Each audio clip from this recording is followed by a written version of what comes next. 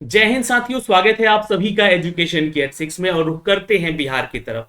बिहार में शिक्षक भर्ती नियमावली 2023 इंट्रोड्यूस किया गया आप लोगों के साथ। और इस नियमावली में लगातार संशोधन हो रहे हैं। मतलब कि कोई भी अगर प्रक्रिया आती है या कोई भी अमेंडमेंट नहीं, अगर कोई भी नीति लागू की जाती है तो उस नीति के लागू करते से ही उसको लागू करने के ऊपर भी सारे विचार होते हैं। लेकिन इस नीति में ये जो नियमावली लेकर आई गई है बिहार सरकार के द्वारा, लगातार संशोधन हो रहे हैं, क्योंकि इसको सोचकर तो बनाया नहीं गया है।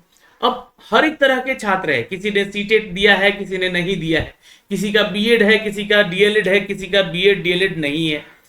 बहुत सारे ऐसे छात्र हैं 2012 में सीटेट दिए हैं, बहुत सारे ऐसे छात्र हैं जिनके पास डॉक्यूमेंट्स को लेकर भी परेशानियां हुई हैं। तो इन सब के ऊपर हमने एक एक अलग अलग करके वीडियो बनाया, संशोधन करवाया। इस प्रोटेस्ट में हम आपके साथ शुरू से लेकर अब तक खड़े हैं। हर एक तरह का जो भी आपके समस्याएं हुई हैं उस समस्याओं के ऊपर वीडियो बना के अपडेट करते रहे हैं अपने चैनल के माध्यम से। तो आप लोग भी जुड़े हुए हैं हमारे साथ, तो एक विश्वास के साथ जुड़े हुए। लेकिन सरकार के ऊपर ये विश्वास क्यों आखिर नहीं जम रहा है? आखिर छात्रों के अंदर आक्रोश क्यों हो रहा है कि ये नियमावली में बदलाव हो रहा है तो भाई उन्हीं के लिए हो रहा है ना? नहीं, छात्र कह रहे कि ये बदलाव जो है सरकार अपनी हित के लिए कर रही है, अपने लिए अपने हिसाब से कर रही है। जो उनका मन हो रहा है वो मनमानी यहां पे चल रही है।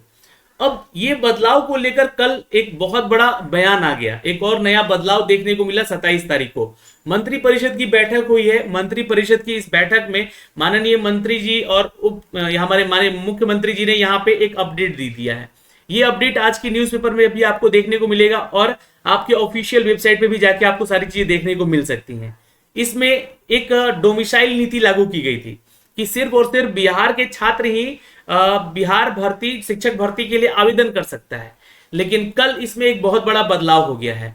अब यहाँ पे माननीय मुख्यमंत्री जी ने कह दिया है कि ये जो 1,78,000 की वैकेंसी है, इसमें बिहार का स्थायी निवासी होना अनिवार्य नहीं है, यानी कि डोमिसाइल नीति हम हटा रहे हैं।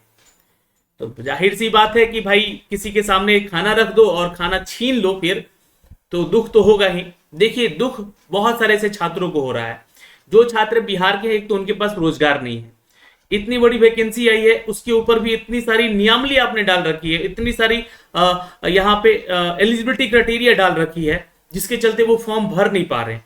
अभी भी मैं आपको बता दूं कि आप ऑफिशियल वेबसाइट पे जाके बीपीएससी का, जहां से ऑनलाइन फॉर्म भरा जा रहा है, रजिस्ट्रेशन करके देखिए। मुझे नहीं लगता है कि यहाँ पे 50,000 या 1 लाख के से ज्यादा छात्रों ने अभी तक आवेदन किया होगा, क्योंकि पहले दिन का रिपोर्ट मैंने तो बताया था आपको कि 500 लोग पहले दिन से रजिस्ट्रेशन किए थे। और वो भी वो 500 लोग होंगे जो कि यहाँ पे यूट्यूब पे बताते हैं कि वीडियो में कि कैसे कैसे फॉर्म भरा जाए। हो सकता है कि वो उन्हीं लोगों का वीडियो शायद दिखे आप लोगों को।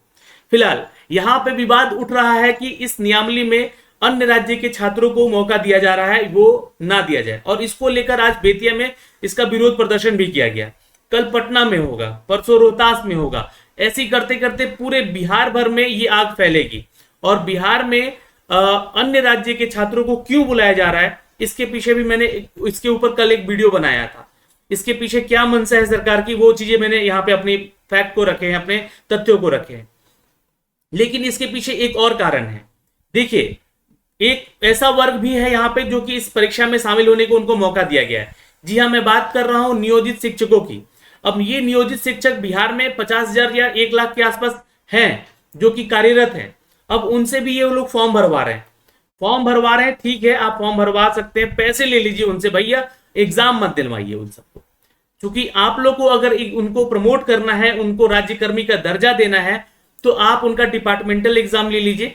और अंदर ही अंदर ये है चीजें रहनी चाहिए। अब वो सबके सामने आएगी। यहाँ पे सपोज मान लीजिए कि 2 छात्र हैं, 2 शिक्षक हैं, चूंकि है ना, नियोजित शिक्षक हैं, एक ही स्कूल में पढ़ाते हैं। एक का जाति कुछ और है, दूसरे का जाति कुछ और है। सपोज मान लीजिएगा कोई एक उच्च वर्ग का है, कोई एक निम्न वर्ग का है या मध्यम वर्ग का है या ये मान लेते हैं। अगर इनमें से दोनों में से, उन दोनों छात्रों में से किसी एक का राज्यकर्मी वाला जो बीपीएससी का एग्जाम है ये निकल जाता है और एक का नहीं निकलता है, तो वहां पे द्वेष फैलेगा, वहां पे कलह होगी। क्योंकि आप एक ही सैलरी पे अभी तक कार्यरत हैं और यहाँ पे अब आपका एग्जाम लेकर आपको जो है यहाँ पे सामने रखा जा रहा है कि आपके ही मित्र हैं, आप ही के साथ पढ़ाने वाले एक राज्यकर्मी बन जाएंगे और दूसरे आप नियोजित के नियोजित ही रह जाएंगे, जिनकी सैलरी यहाँ पे उतनी ही रहेगी और उनका सैलरी बढ़कर आगे चला जाएगा। तो ये आपस में ही द्वेष हो जाएगा यहाँ पे इन लोगों के बीच में। तो ये चीजें भी एक दिक्कत कर रही हैं। अच्छा, दूसरी चीज यहाँ पे उन शिक्षक अभ्यर्थियों को मैं कहना चाहूंगा कि देखिए इलेक्शन का तोड़ है ना, यहाँ पे इतनी बड़ी वैकेंसी है और छात्र जो है यहाँ पे जो आवेदन करने वाले हैं उनकी संख्या भी कम है, क्योंकि बहुत सारे लोगों के पास क्वालिफिकेशन ही नहीं है। तो सरकार का मानना है यहाँ पे, क्योंकि आज के न्यूज़पेपर में अपडेट किया गया कि यहाँ पे हम लोग साइंस के मैथ्स के टीचर खोजते रह जाते हैं, यहाँ पे बिहार में छात्र ही नहीं मिल पाते हैं। तो ये एक बहुत बड़ा बयान दे दिया है। ये बयान दिए हैं हमारे माननीय शिक्षा मंत्री जो कि चंद्रशेखर जी हैं। अब मैं इनको इतना बता दूं यहाँ पे कि देखिए शिक्षक नियुक्ति को लेकर योग्य अभ्यर्थी आपको बिहार में मिल सकते हैं। आप यहाँ पे बीटेक वालों को अलाउ कीजिए, एमबीए वालों को अलाउ कीजिए, या फिर एमसीए वालों को अलाउ कीजिए, या फिर जो भी मास्टर्स कर रखे हैं उनको अलाउ कीजिए। हो सकता है कि वहां पे बेहतर से बेहतरीन शिक्षक आपको मिल जाए पढ़ाने वाले आपके प्राइमरी, मिडिल और आपके उच्च माध्यमिक स्कूलों के लिए। तो आप यहाँ पे रोजगार खत्म नहीं करना चाह रहे हैं, आप बाहर से और लोगों को बुला के, देखिए मुझे कोई द्वेष नहीं है, बाहर के छात्र आए यहाँ पे नौकरी करें, कोई दिक्कत नहीं है। लेकिन दिक्कत यहाँ सरकार से हो रही है कि वो मौका दे रही है जब तक यहाँ पे बिहार में खुद छात्र बेरोजगार हैं, आप उन लोगों को पहले मौका देते, उन लोगों को आगे बढ़ने का यहाँ पे आगे अपडेट करते, ताकि उनकी जो है नौकरी लग सके, उनको एक सरकारी नौकरी में आने का चांस मिल सके। तो ये आप लोगों ने नहीं सोचा। यहाँ पे आप लोग जो है शिक्षक बनने का एक क्राइटेरिया रख दिए हैं कि बीएड डीएलएड वगैरह होना चाहिए, सीटेट होना चाहिए, तो वही छात्र यहाँ पे आवेदन करे। चलिए एक तो ठीक है, एक आपका शिक्षक बनने का एक जो क्राइटेरिया होता है वो आप लोगों ने रखा है, लेकिन रोजगार ऐसा दे रहे हैं कि वो कभी फुलफिल होगा ही नहीं, और वो फिर अन्य राज्य के छात्र आके यहाँ पे आवेदन करेंगे, उनको मौका मिल जाएगा, वो यहाँ पे शिक्षक बनेंगे। और देखिए फिर 2 साल के बाद वो क्या होगा कि 2 साल 3 साल के बाद उनको बिहार रास नहीं आएगा और बिहार छोड़ के वो जाना चाहेंगे, तो वो सीट फिर खाली की खाली रह जाएगी। तो बिहार में जो लोग हैं, बिहार के जो छात्र हैं, उनको मौका दीजिए, जिनके पास क्वालिफिकेशन अच्छी है, एक टीचर से भी बेहतरीन क्वालिफिकेशन रखते हैं, उनको मौका दीजिए, ताकि यहाँ पे आपके 1,70,000 की जो सीट है वो भर पाए यहाँ पे कंप्लीटली। तो ये सारी चीजें सोचनी पड़ेगी, इनको बैठनी पड़ेगी और विचार करनी पड़ेगी। और मैं आपको बता दूं कि जो नोटिफिकेशन अपडेट दिया गया है, इस नोटिफिकेशन अपडेट को समझने का प्रयास कीजिएगा आप लोग। और अभी भी शिक्षक वर्ग जो है नियोजित वाले वो आवेदन नहीं कर रहे हैं, इसलिए यहाँ पे सीटों की संख्या जो रजिस्ट्रेशन की संख्या नहीं बढ़ रही है। तो छात्र यहाँ पे सरकार जो है अन्य राज्यों को बुलाकर मौका दे रही है। दूसरा मैंने आपको कारण बताया यहाँ पे कि क्या द्वेष हो सकता है नियोजित शिक्षकों के लिए। तीसरा मैंने आपको कारण बताया यहाँ पे कि जो है कि अगर आप रोजगार देना चाहते हैं सही मायने में, तो बीटेक, एमबीए, एमसीए या मास्टर्स कर रखे उन सभी अभ्यर्थियों को बुलाइए, आवेदन करने का उनको मौका दीजिए, शिक्षक बनने का उनको मौका दीजिए, ताकि बेरोजगारी एटलीस्ट दूर हो सके हमारे राज्य से। अब अगर मैं बात करूं कि इस बहाली की प्रक्रिया को लेकर कि जो बदलाव बार बार हो रहे हैं, इसमें फायदा और नुकसान किसका है, तो देखिए पहले तो नुकसान मैं आपको बता दूं कि उन छात्रों का है जो बेरोजगार है, उन छात्रों का है जो कि यहाँ पे वैकेंसी में शामिल तो हो जाएंगे, है ना। और फायदा किसको पहुंचा देंगे, सरकार को, या फिर ये पूरा शिक्षा माफिया जो कि कोर्स बेचने में तो लग गए हैं लोग, है ना, और कोई भी प्रोटेस्ट में आके सामने सपोर्ट नहीं कर रहा है। तो मैं उन सभी शिक्षाविद से या जो भी हैं लोग अभी, उनको बोलना चाहूंगा कि देखिए आप अपने हित में मत सोचिए, छात्रों के हित में सोचिए, सपोर्ट कीजिए छात्रों को। यहाँ पे बहाली की प्रक्रियाओं में सरकार के सामने होकर खड़े हुई। मेरे एक कहने से या मेरे एक बोलने से जो है ना सरकार नहीं सुनेगी, आप लोग को भी सामने आना पड़ेगा। बड़े बड़े चैनल हैं, बड़े बड़े यूट्यूब पे कोर्सेज बेचे जा रहे हैं, 9-9 हजार, 10-10 हजार, अरे 2-2 हजार से लेके तो 10 हजार तक का कोर्स बेचा जा रहा है, ये तो आप लोग भी जान रहे हैं। तो फायदा सरकार को होगा, उन कोचिंग संस्थानों को होगा। अगर आपके अंदर थोड़ी सी भी यहाँ पे शर्म हया है तो इनका सपोर्ट करें, इन छात्रों का, ताकि बिहार की रोजगार को यहाँ पे लाया जाए, बिहार से बेरोजगारी को दूर किया जाए। बिहार में ज्यादा से ज्यादा अभी भी लोग हैं, आप पढ़ाइए उनको भाई, उन लोगों को मौका दिलवाइए जो लोग बिहार में यहाँ पे बीटेक वेटेक करके या एमबीए वगैरह, एमसीए वगैरह या एमए वगैरह करके बैठे हुए, उनको नौकरी मिल सके। आप लोगों को सपोर्ट करने आना होगा। देखिए मैं उन छात्रों से माफी मांगना चाहूंगा जो कि अन्य राज्यों से हैं, क्योंकि देखिए भारत जो है एक अखंड राज्य है और ये अखंडता बनी रहनी चाहिए। मैं ऐसा नहीं कह रहा हूं कि बिहार में आप लोग को नौकरी करने का मौका ना मिले, और आप लोग इस बात का बुरा मत मानिएगा, क्योंकि बिहार में अभी भी इस हालात में है कि यहाँ पे ना तो नौकरी है, ना ही रोजगार है, ना ही फैक्टराइजेशन है यहाँ पे कि फैक्ट्री वगैरह में जाके कोई जॉब कर ले। ये एक मजदूर राज्य है और यहाँ पे शिक्षा को बढ़ावा देना बहुत जरूरी है। इसलिए आप लोगों से भी विनती करूंगा कि आप लोग यहाँ पे आवेदन ना करें, ना आए तो बेहतर होगा आप लोग के लिए।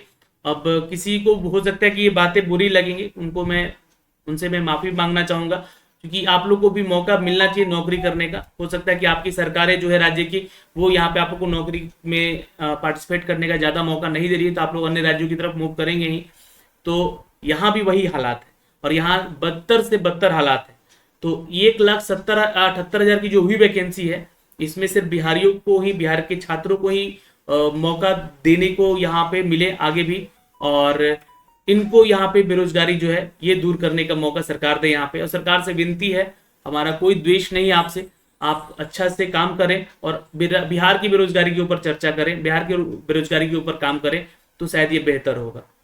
तो ये सारी चीजें हैं, किसका फायदा किसका नुकसान मैंने आपको बताया, लेकिन उससे पहले इन सभी चीजों को समझना जरूरी था आप लोगों के लिए, तो जो कि मैंने आपको अपडेट किया। दोस्तों मैं आपको जो कल बदलाव एक और हुआ है उसके बारे में बता दूं इस वीडियो के अंत में। मैंने जैसा कि बोला आपको कि आवश्यक सूचना है, यहाँ पे शिक्षा विभाग ने एक और बदलाव किया है। पटना के नियंत्रणाधीन माध्यमिक विद्यालयों में सामाजिक विज्ञान विषय के विद्यालय अध्यापक के पदों पर नियुक्ति हेतु अभ्यर्थी इतिहास, भूगोल, अर्थशास्त्र और राजनीति शास्त्र में किसी 2 विषय में, जिसमें कि एक विषय इतिहास या भूगोल होना अनिवार्य है, यह चयन सामाजिक विज्ञान के लिए परीक्षा में कर सकते हैं। तो देखिए अगर आपका सोशल स्टडी मतलब सोशल साइंस जो है आपका एज ए पेपर है, तो उन पेपर में अगर आपका जो ऑप्शनल पेपर है या तो इतिहास या तो भूगोल का होना चाहिए। ये एक संशोधन किया गया है। जो भी आपका जो है सोशल साइंस का टीचर यहाँ पे बनेगा, यहाँ पे जो बातें लिखी गई है वो मैं आपको बता रहा हूँ कि सामाजिक विज्ञान विषय के परीक्षा में वो पार्टिसिपेट कर सकते हैं। शिक्षा विभाग का यह अपडेट है जो कि पटना के नियंत्रणाधीन माध्यमिक विद्यालयों में सामाजिक विज्ञान विषय को लेकर है ना, विद्यालय अध्यापक के पदों पर नियुक्ति जो आई है उस पे यहाँ पे अभ्यर्थी जो है इतिहास, भूगोल, अर्थशास्त्र या राजनीति शास्त्र, इन 4 विषय से अगर आप आवेदन कर रहे हैं तो आपका जो ग्रेजुएशन में एज ए ऑप्शनल पेपर इतिहास या भूगोल होना चाहिए।